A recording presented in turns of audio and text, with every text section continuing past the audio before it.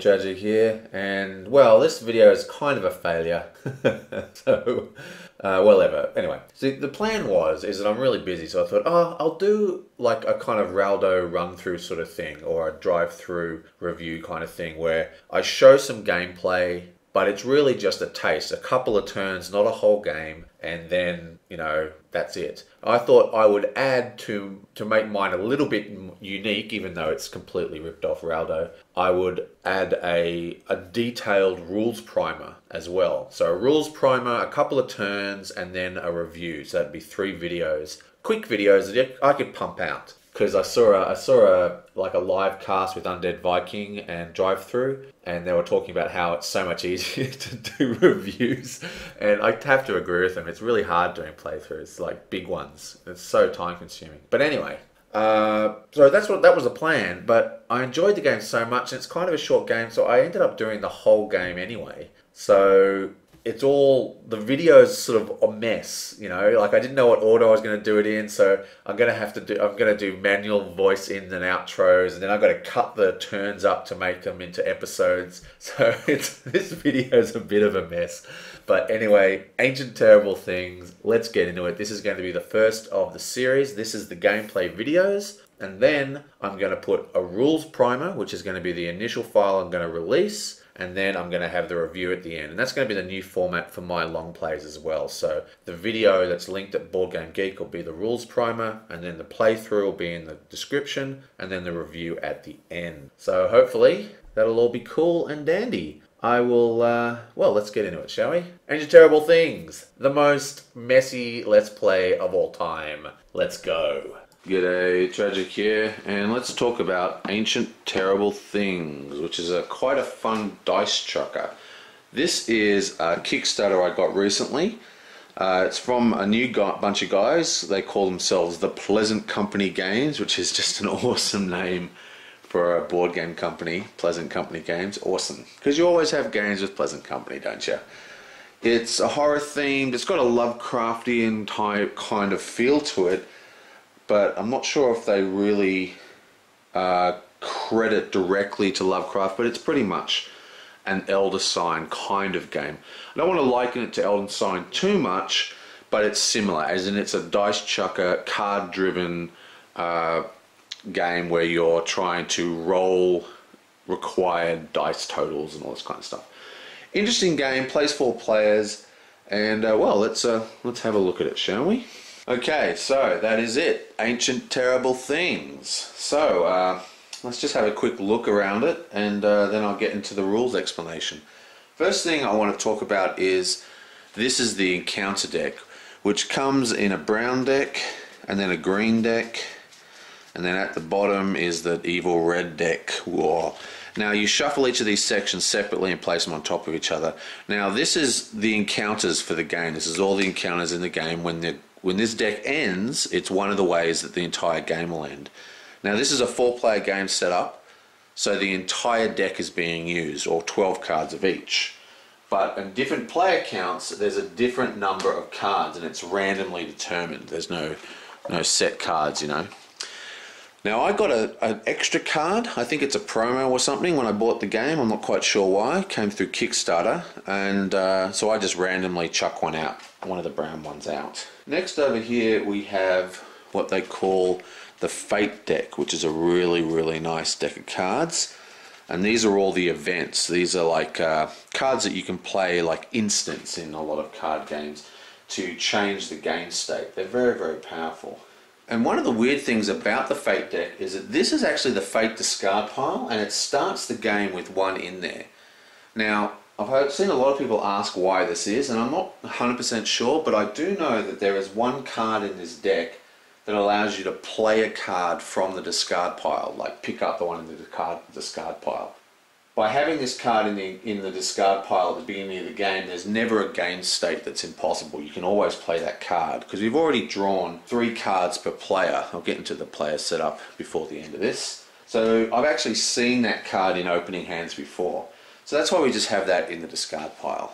And lastly, we have here what they call the swag deck. These are like items. These are permanent, you know, artifacts, weird things that you can get hold of which will drastically affect the game. You purchase them for money. The swag deck is basically an item offer, okay? You have 3 cards out at any given time, 1, 2, 3, and you can buy these cards, like if I just show it to you. You have like the cost up here, it's $3, and then you have the effect of the item and the item name and stuff. Anyway, so there's a spot for 3, and this is an item offer, and it's a sliding offer, which means no matter what happens, every turn it's going to change. If no one buys anything, this will slide off, these will slide out, and the next one will come out like that, right? And then this one goes into the bottom of the swag deck to be retrieved later, so it goes on the bottom. And if you buy a card, like say this card was bought, then the next card will just slide along, and then this will fill up that space.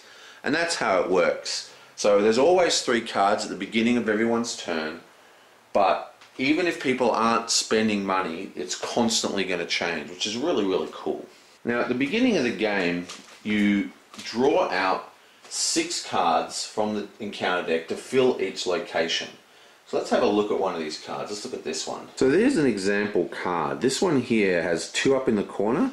Now that means a couple of things. Basically, this is what they call the ancient knowledge. Like this grave robbers, if you witness this, if you survive this encounter, you will gain ancient knowledge, which will help you survive the terrible thing that happens in this game. And basically it's 2 victory points. Just think of them as victory points. Highest victory points win. So that's the way you win this game. You complete these tasks, you take the card into your victory pile, and they're worth the points in the corner. They also have all these little symbols on them, okay? This one particularly interesting because it's got 2 and it's quite an easy one. All you need is a double 5 or a double 6 to win. And this one here is a villain encounter, this one here is a pitfall encounter. And they also stand for the different tokens, a fate token and a focus token. And we'll get to all that in a sec. But what happens is every card you put out will have a symbol or multiple symbols of this type. So when you put this card on the table, both the villain effect puts out a focus token and the pitfall type puts out a focus token. And as you can see over here, this card just has a single villain token, so there is a feat token on the board. So you deal the cards out and you put a token on the table for every single icon you see on those particular cards that you dealt out. Now let's look at a player board. This is a player board, and as you can see, I stuck the stickers on the wrong coloured tokens, so that's really depressing. I'm actually going to call the guys and see if I can get another set of tokens and stickers sent out. Even if I have to pay for it, it's just going to bug me till the end of time if I don't get this fixed. But anyway, this is a player board, and it has a number of really cool features. The best feature being that it has a built-in player aid. So here you've got the turn sequence and all the information about the turn sequence. And here you have all the descriptions of the 6 board powers or location powers. When you look at a given location, this little area here shows you the powers, and I'll go through them in a sec. But every time you travel to a location, you can activate these powers. Also part of setup, each player board has a special bonus token. In this case, she's the heiress and she starts with extra money because she's a rich, spoiled lassie. But you also get one of every token. We have a courage token, a feat token, a focus token, and a money token. So she starts with 2 money, which is pretty huge. And she also starts, just like everyone else, with 3 fate cards. So let's have a look at these. A fate card is basically just an event. You see, you play it and the effects of the card happen instantly, and then these go into the discard pile. For this one, for example, for 3 fate tokens, that's the blue ones, so these ones here, right? You get 3 of them, and you spend them to cast this spell. And there's a lot of different situations that it's very free with these spells. You can pretty much play them basically anytime you want. It's not quite as simple as that, but it's pretty close. This one, for example, adds your dice pool includes an additional luck dice. So this adds a luck dice to the dice pool. And we'll get to that in a sec. This one allows you to take the first player marker, and this one allows you to cull money from your opponents or take money for someone. And that's pretty much how all the fake cards work. They're very powerful, some of these. So depending on what character you are, you all get a different bonus. The journalist, because, you know, she's been investigating the terrible thing, starts with an extra courage token. The prospector, who's been delving into the secrets of the universe, starts with an extra feat token, which is the blue one for casting spells. The captain is an interesting one. He doesn't get a bonus. What he starts with is the first player marker, which is actually worth 1 VP at the end. And this is quite a huge thing because, well, I'll get to the turn order stuff in a sec, but basically if the captain is in play, he always goes first, which is pretty cool. But he doesn't get any bonuses. Much of the important stuff about the board is going on in this section here. For starters, we have these rather interesting cards, which are basically achievements for the game, like for doing deeds, okay? And these are all worth 4 VPs each, or 4 ancient secrets, as the game calls them. And let's just have a look at one. Let's have a look at Priceless Treasures. Okay, so Priceless Treasures. Basically, it's saying if you ever win 3 artifact encounters and have them in your victory display, you gain this achievement. If you've achieved this card and you get 4 VPs. But it's only temporary. Any other player, if they get 4, they will take this off you. And it's actually quite hard to take these off people, but it does happen. And it makes a big difference. 4 VPs can really make a huge difference at the end of the game. There's one for each card type. There's a treasures, there is one for pitfalls, there's one for villain cards, and there's one for horror cards. So if we look at this one here, this is the Monstrous Idol, which happens to be quite a hard one, but it happens to be an artifact card. So if you complete this mission and you win this card, not only do you get 6 points, you also get 1 artifact card, which will go towards the 3 you need to win the achievement. But remember, if someone else gets 4 cards, they nick the achievement from you. They're only temporary. And finally, we have what is basically a doom track. There's 13 of these, and if you fail or choose not to do the event at your location, you take one of these tokens. There's nothing under there. You just take the token and put it onto your player board. See, there's a slot here for the player boards, okay? And each of these tokens is worth negative points per tentacle at the end of the game. So these first 3 are worth 0. These ones are worth 1, these ones are worth 2, and these ones at the top are worth 3. That's negative points. The game ends immediately when the last token is removed, which seems to be, in my games, the most common way for the game to end. Now this track is actually quite interesting.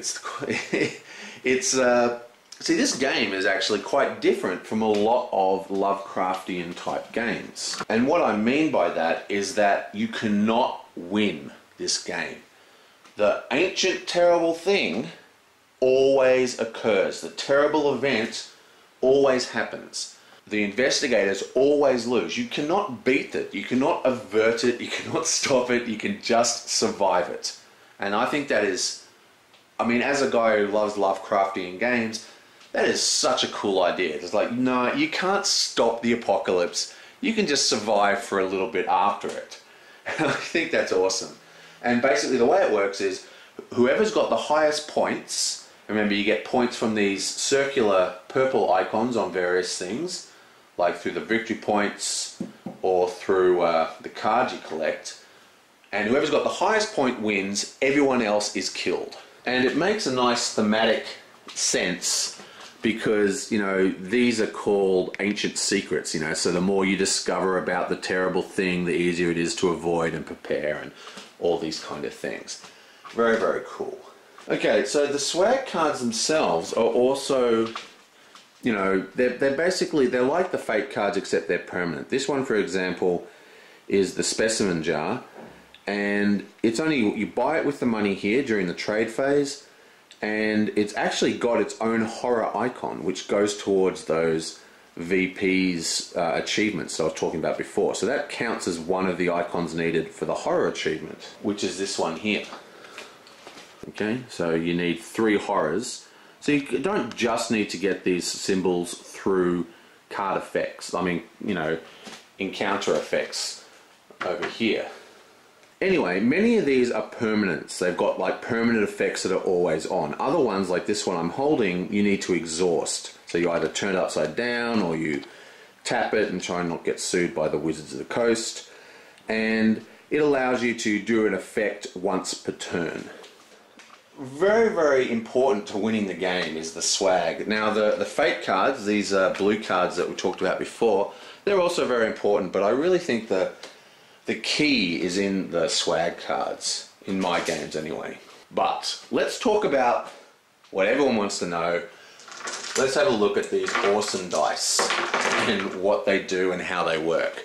Because, actually I'll just quickly go through the player board, the board powers. We have the Crumbling Ruin, and whoever goes here instantly gets the first player marker, which allows them to go first at the end of the round. And that's a huge thing. If you time this right, you can actually get 2 turns in a row, which is a big deal.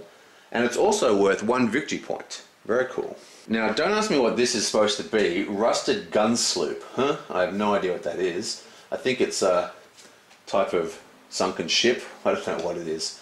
Anyway, a gun sloop, and its power here is that you can take either one of these symbols. So if I go here, not only do I get the fate token that came with the card, I can also take an extra $1 or an extra courage token. Now here at the Sinister Chateau, you can give your token to a player and take one of theirs. It's basically a swap, any token type except for terrible thing tokens. This one here at the Ghastly Gorge is very strong. Basically you can discard as many feat tokens as you want and draw that many back into your hand. Very, very powerful. And there's only a hand limit of 3, and no matter how many cards you spend, you always draw up to 3. If you have 3 in your hand, you don't draw anything. So if you're low on feat tokens, or they're really expensive feat cards, beg your pardon, then this is a really great way of modifying your chances, because the fate cards are awesome, really powerful. In fact, all the card interactions in this game are pretty good. And here we have the Accursed Shrine, and this is pretty much like the Rusted Gun Sloop. You can take either of these tokens. So this is whoever's first player, which happens to always be the captain. This is the way to go. You go here, you get an easy card to beat, plus you get 2 tokens from the card and 1 of either or of these tokens. So you can either get a second fate or a second focus. Now, speaking about tokens, this is why I did this one last. Through various ways, and I'll get to that in a sec, you can gain courage tokens like this. Okay? Now, you can spend these courage tokens to automatically buy a card. So if I had 5 of these tokens, I've only got 4 in my hand. There you go, 5. So if I spend 5 of these tokens, I can actually complete this entire card and take it into my victory display without actually having to roll for it, which is a big deal, and you'll see why when I talk about the rolling in a sec. And the reason why I did this card last at the Yawning Chasm is because this effect here allows you to spend these tokens to buy any card on the table. So this is actually a very cool way to buy multiple cards. For example, I could go here, I could spend, I've got 5 tokens in my hand, so I could spend those 5 tokens and take this card, and because no one went to this location, the token stays, by the way, and you could buy this card, it would go into my victory display, and then I'd still be able to roll on this card here. So you're able to gain 2 cards at once at this location if you've got the courage tokens to do it. It's quite a strong card. It's a little bit underused in my games. I find I prefer some of the other token types. Talking about the other token types, let's just quickly have a look at them. The courage token, you know, that's for buying cards outright. The feat token, you know, that's for paying for your feat cards. This one, for example, costs 7, so that's hugely expensive, but look at the effect. Set any 2 of your dice to values of your choice. That should give you an idea of how the rolling system's. The rolling system's quite brutal in this game. You've got the focus tokens, that's for doing re-rolls. We'll look at that in a sec. And the treasure token is obviously just to buy things. And they're all the tokens. And of course, you also have the terrible thing tokens that you don't want to get, that you get whenever you fail to do a card. Right, so now let's have a look at the actual dice rolling part of this game, which is really the whole point of the game, really. It's a dice chucker. Okay, so this game is kind of similar to Elder Sign and has some sort of roots in Yahtzee, I guess, just like Elder Sign does. You start with 5 dice. These green ones, they're called the focus dice. And the dice are really nice in this game. They're sort of semi-translucent, really cool dice. And every location you travel to will have, you know, a task on it. This one, for example, is quite hard. Now, these tasks only show minimum values. And this one with the pluses is a little bit confusing. It is not saying that you need to roll that adds up to 15. What it's saying is that every single dice, or 5 in this case, has to be a 3 or higher. So if I roll like that, this one, which is a 4, and this one is a 4 count. So if I roll a 6, a 5, and a 3, like that, that would actually beat this card because every single dice is 3 or higher. You can also have a dice like this. This is a 6 high straight, which is the highest straight for a 3 you can get. Okay? So you need to roll 4, 5, 6. There's no other choices. This one here is a 4 triple. So you need to roll 3 4s to beat it. Or you could roll 3 5s or 3 6s. They're all minimum values. And even though I showed you a 6 high straight, there is also, you know, lower straights than that. And, you know, like this is a double, but you can beat it with, you know, anything. So you could have a double 2 and a double 6, or you could have a double 3 and a double 4, and that would beat them because they're both the doubles are higher than 2. So it's fairly simple to get your head around.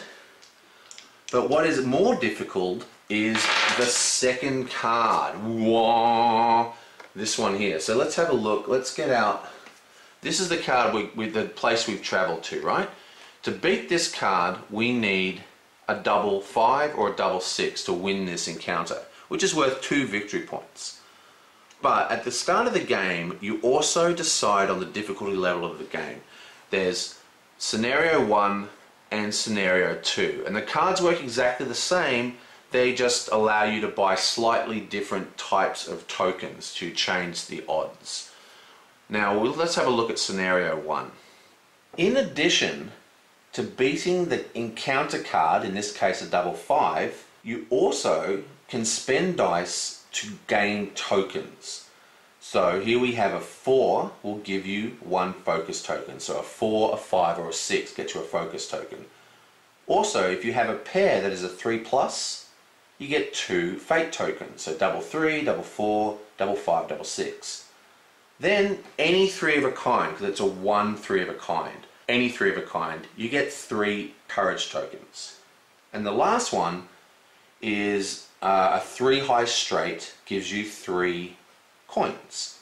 So any straight will give you 3 coins. But what is interesting is that you can kind of pump these. So if I rolled like this, ba-boom, so I've got a double 5, a 6, a 3 and a 2, okay? Now the 3 and the 2 are useless to me because they can't pay for anything. But I have a double 5 and I could put that here and get 2 feat tokens, and I've got a 6 which I could put here, which is higher than a 4, and I could gain 1 focus token. But you know what else I could do? I could actually put all of these into the focus and take 3 focus tokens, because I can put as many copies of the dice as I want into that one slot. Alternatively, if I'd rolled a 4, I would have 2, 3, 4, okay, which would get me 3 coins, because I only need a 1, 2 or 3, and here I've got a 2, 3 or 4. But I also rolled a 5 and a 6. So instead of taking 3 coins, I would take 5 coins. And the same goes for the courage tokens. I've got 3 of a kind. If I get 4 of a kind, I get 4 courage tokens. 5 of a kind, 5 courage tokens. And so forth and so forth. Now, these tokens are vital to winning the game. And this, what we've got here, is a 2-point victories, which isn't that cool. I might not want to waste 2 5s to win this card when I could buy a whole bunch of tokens. And I'll show you why when we show, I'll show you right now the rolling, because the rolling is quite interesting. Unlike most games where you can roll and you can pick up individual, like I want to roll these 2, I'll roll them, and then I'll roll these, In this one, you only ever get 3 rolls, ever, okay? Well, there's a couple of fate cards that, because they're instant effects, they allow you to do rolls. But in almost all cases, you can only ever roll 3 times. So you get 1 roll, and then for free, you can re-roll without paying any tokens, but you have to roll every single dice on the table. Okay? Boom, I've just done my 2nd roll. And then if I wanted to roll again, I could do it for free by picking up every single die. Okay? But there is also the fabled fate tokens, focus tokens, which allow you to focus your energies. Okay? Now, the way these work is when I roll, so I've rolled, if I want to keep any of these dice, I have to spend the tokens to roll the other dice. So here I have 5 dice. If I want to keep the double 4 and the 5, and I want to roll the 2 1s, I have to spend 2 focus tokens to do that. Okay, and that'll allow me to roll the 2 1s. Okay, now I've got 3 4s, a 5 and a 2. I now have a choice. I've got 1 roll left because I've done my normal roll, then I spent feat tokens and did my 2nd roll. Now, I can either start spending this, or I could spend 1 more focus token and roll this die and leave the 5, or I could spend 2 focus tokens and roll these 2 again, or I could pick up all the dice and roll it for free, which I probably wouldn't do in real life. But the point is, you can only ever roll 3 times, no matter how many dice you roll at the time. In many games, if you've got 5 tokens, okay, you could spend that 5 times and roll the same dice 5 times. But you can't do it in this game. You can only ever roll 3 times total. You get 1 roll, you get a re-roll, and you get a re-roll. It doesn't matter how many you roll, it's just 3 times. Which makes it very difficult to actually complete some of these quests. There's quite a bit of pattern recognition going on in your brain because there's so many different ways to spend the dice. It's quite cool, really. So that's pretty much how the dice rolling works. You get 3 rolls only. There's also some fancy dice. We have what they call the luck dice. These are yellow and they come in through card effects and swag and stuff. And these allow you to roll without paying a fate token. These are usually done as swaps. In most cases, you still roll with 5 dice no matter what. Sometimes you can add these dice, but usually it's a swap. So if I do this, I've got a double 5, which I could put there to solve the card. I've also got a 3 and a 3, which could get me 2 fate tokens, and I've got a 4, which would get me 1 focus. That's a pretty good roll. I beat the card, I get 2 feats, and I get a focus. Not bad at all. But I've got 2 re-rolls, and I've got the yellow dice, so I can roll this, boom, 1, let's roll it again, boom, 5. There you go. And I can't roll this again because I only get 2 re-rolls, even though I only rolled 1 dice. So if I've got the triple 5, so I could take 3 courage tokens and 1 fate token. I could take that was a 3, I could take 1, 2, 3, 4, 5 and take 3 coins, and I could take the card. Or I could take 1, 2, 3, 4 focus, or I could take 2 focus and 2 fate. You know, I mean, there's so many ways to play with the dice. It's quite awesome. But it's quite difficult to get the combinations you need because of the way the dice roll. There's also the fate dice, and these come in through card effects as well. Now these are interesting because these cannot be re-rolled with focus tokens. What you do, you pay feat tokens, the blue tokens, and that allows you to increment this number. So if I'm at 2, I can make it a 3. You can only ever increment by 1. So if I rolled like this, I have a 3, oh, and I got 666, which is pretty cool, and a 4. Okay, so what could I do here? I could choose to re-roll, and I could re-roll them all for free. You can do that with the yellow dice too, instead of using its special power. Or, in this case, I could spend a feat token and change this 3 to a 4. It's pretty neat. Then I could have, this is a good roll actually, I could have double 6 to beat the card. I could have double 4 to get 2 feat tokens, and I could use the 6 to get a focus token. And that's the way the blue die works. Every single reroll, you can increment it. So if you spend 2 feat tokens during 2 rolls, you'll take it up 2 points. And that's the maximum you can increase it. You can't make it go down. So if you roll a 6 with the blue die, you know, there's nothing, it doesn't help you. And you can't spend focus tokens to re-roll it. The only way to re-roll the dice completely is to do a free complete roll, which doesn't cost any tokens, but you've got to roll every single dice. And lastly, we have the red dice, which is the panic dice. These come in and they're usually added to the pool, and you can add things to the pool between rolls. But what's interesting about the red dice is that they can never be re-rolled, ever. Okay, so for example, say I had, this was my dice pool, and I go woohoo, and I roll, I get a 4 and a 4, 2 and a 3 and a 6. Okay, now I could pick up all these, I mean there's lots of stuff I could do with that. You can probably see, I'm not going to do it, but there's many options with these dice already.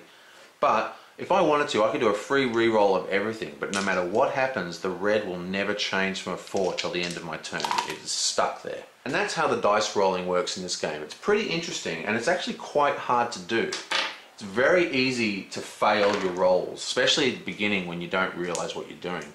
The tokens are worth gold. I mean, they are just, you know, you need to get them. In fact, it's probably best to fail some of the early events just to get tokens. Whenever you don't succeed at a location, you have to take one of these tokens, like we talked about before.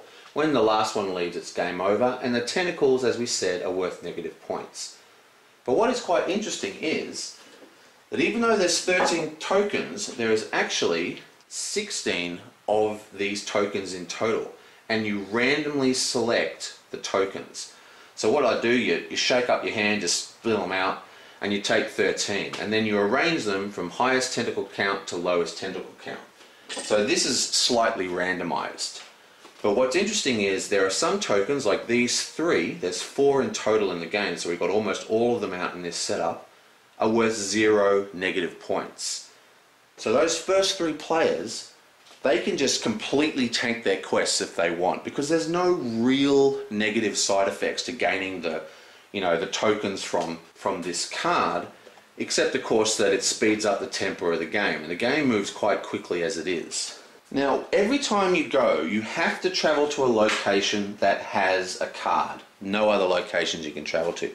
So if you use this card's ability to say buy this card, even though you're standing here, like if I go here and buy this card, even though there's a token left behind, no one can go there and pick it up because there's no card there.